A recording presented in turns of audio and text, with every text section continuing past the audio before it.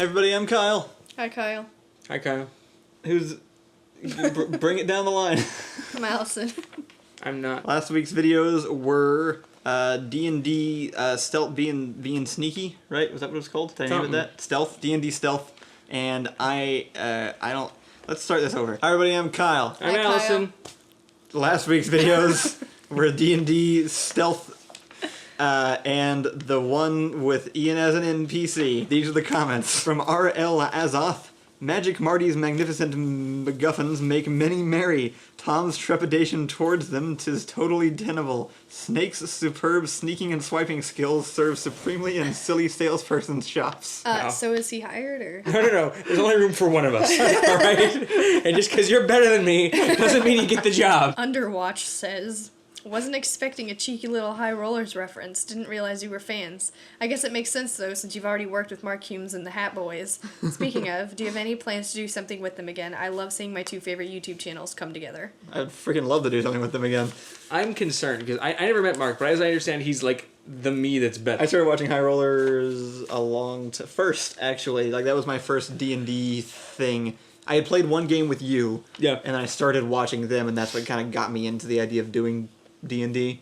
Yeah. And then from that point went into playing more, watching Critical Role, and we started making the videos at some point. Anyway, Hat Boys, Mark Humes, hit us up. Yeah. Stuntland! This is from Micaela. Can someone map out all the supposed relations between the people Kyle talks about? I feel like there's an elaborate joke hidden in there, but I can't figure out what it would be. Or maybe I'm just reading into it too much? Both of those are true. Oh, from the video. All Yeah. the different names. Yeah. Yeah. I made it make sense in my head while I was writing it, and then I immediately forgot how That's how it that works, worked. yeah. I don't remember. They were twins, and one of them worked at a tavern with another guy, and... So Finner works with Boren, and Spidget doesn't. Right. And Spidget and Finner's names are just Fidget and Spinner mixed up. And Boren has some medical issues. Lemon Sprinkles says, I can't help but feel like the shopkeepers are the player characters here. They can't agree on anything, can't notice anything, and don't get anything done. It's sort of like our tavern sketch. Yeah. That makes sense, yeah. Still one of my favorite ones, actually. I think one of our best, just objectively, the tavern. The tavern? Yeah. We put so much work into that one. That one was really good. It's one of those ones that I still get really satisfying comments on, of like, watching it through the second time is so much better. From I Am Error. That's definitely the name of it. Sure. Trevor Bob says, you guys should host a meme review sometime. We keep getting more and more on the subreddit, either as its own video or a replacement for CC if you have an off week or something. I can't thank Trevor Bob enough for the memes and all the other people who have made the memes. All I ever wanted were memes. If you want to see or make Door Monster memes, go to our Door Monster on Reddit. That's where they all are. There's also there's a proto meme that was before they started putting it on the subreddit that Trevor Bob also made. It's only on our wiki. But yeah, thank you to Trevor Bob for supplying 95% of all of our memes. From LOB, who I presume is like the sister to Cardi B. This is just me preparing to order something at a restaurant. That made me laugh. Social anxiety is hilarious. K8 Prince says, this video must have been a nightmare for those who get Ian and Ethan confused. Which is way too many people. Here's the difference. Ethan can act and I can't. If the acting is good, you know it's Ethan. I think it only has to be the name. Nothing about you two is even remotely comparable, except for that Ethan and Ian start with a vowel. We talked about this once before. I think it kind of makes sense to get them mixed up when we only have like one of them in a video alternating every other month. Yeah. Because then you're just like, oh right, that one white guy that with isn't as skinny or Kyle or Reed with brown hair that has an Ian name. Yeah. Dwarian says, even though it was super obvious where this was going, the build up and maybe that's what happened. Thought made it very enjoyable still. On a different note, can we please address that this minor nameless NPC either did incredible research on the protagonist's traveling routes or had direct contact to the god of this world, changing everything that he knows about existence itself, who gave him simple instructions that he then chose to ignore due to the inference of a random spoony bard.